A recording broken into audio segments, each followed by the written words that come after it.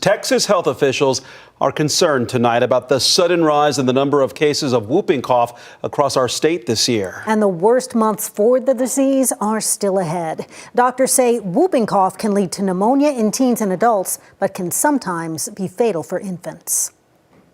In particular, infants are the ones that we are most concerned about because their airways are so small. These illnesses can really cause a lot of respiratory distress. It can cause them to stop breathing, and honestly, they can end up hospitalized or even worse, can die.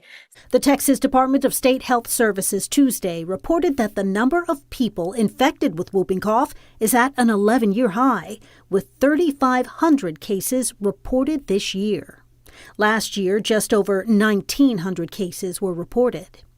Whooping cough, also known as pertussis, gets its name from the whooping sound some patients make as they gasp for air.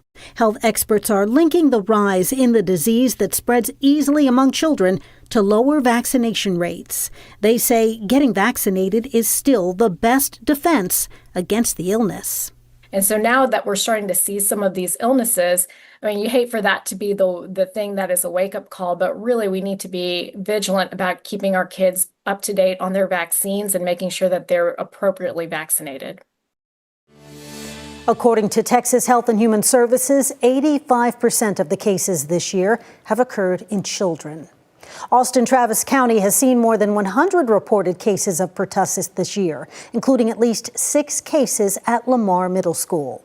The months of November and December have historically seen the most number of new cases.